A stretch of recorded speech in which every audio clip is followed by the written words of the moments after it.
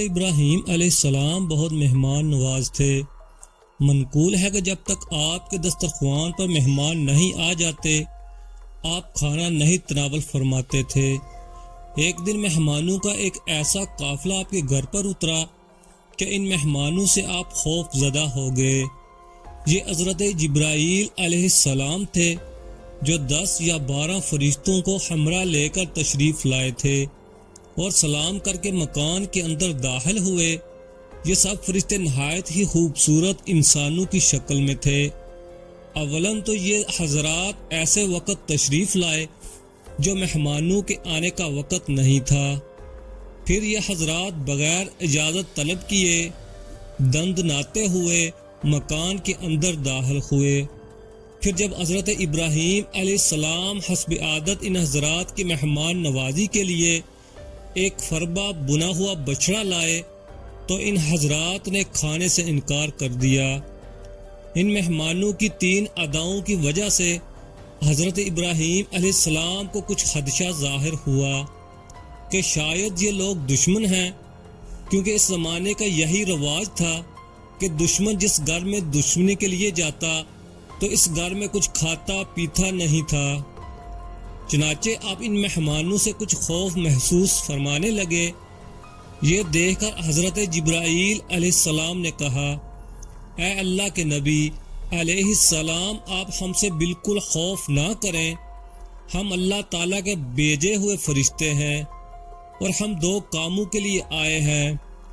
پہلا مقصد تو یہ ہے کہ ہم آپ کو یہ بشارت سنانے آئے ہیں کہ آپ کو اللہ تعالیٰ ایک علم والا فرزند عطا فرمائے گا، اور ہمارا دوسرا کام یہ ہے کہ ہم حضرت لوط علیہ السلام کی قوم پر عذاب لے کر آئے ہیں۔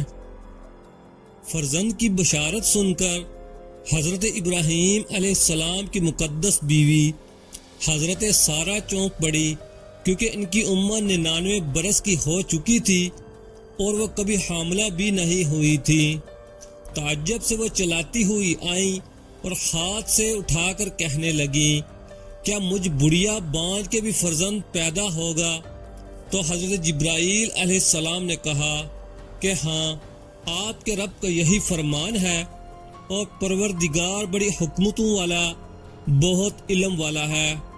چنانچہ آپ کے بطن مبارک سے حضرت اسحاق علیہ السلام پیدا ہوئے۔ قرآن مجید نے اس واقعہ کو بہت خوبصورت لفظوں میں بیان فرمایا ہے۔ اے محبوب، کیا تمہارے پاس ابراہیم کے معزز مہمانوں کی خبر آئی جب وہ اس کے پاس آ کر بولے اور سلام کہا؟ پھر وہ اپنے گھر گیا تو ایک فربہ بچڑا لے آیا، پھر اسے ان کے پاس رکھا، کہا کیا تم کھاتے نہیں؟ تو اپنے جی میں ان سے ڈرنے لگا۔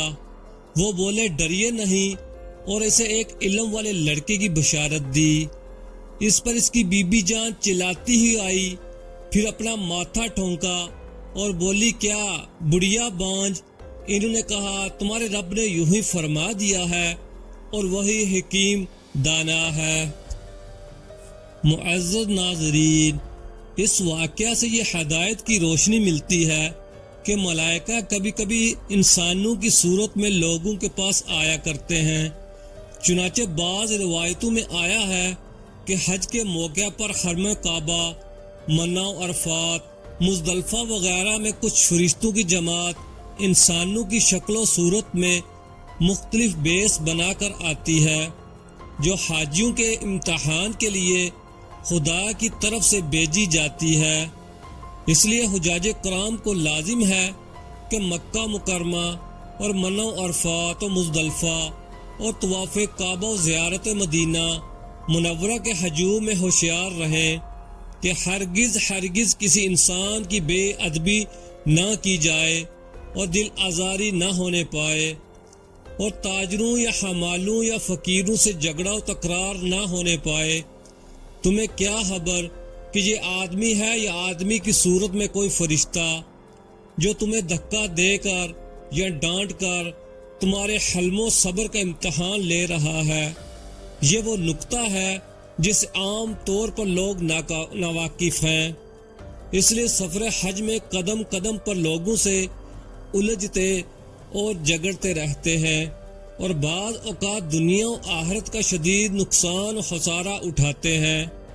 لہذا اس نقصان عظیم سے بچنے کی بہترین تدبیر یہی ہے کہ ہر شخص کے بارے میں یہی خطرہ محسوس کرتے رہیں کہ شاید یہ کوئی فرشتہ ہو جو تاجر یا سائل یا مزدور کے بیس میں ہے، اور پھر اس سے سنبھل کر بات چیت کریں اور حتی الامکان اس کو راضی رکھنے کی کوشش کریں، اور ہرگز کسی تلخ کلامی یا سخت گوئی کی نوبت نہ آنے دیں کہ اسی میں ہم سب کی سلامتی ہے۔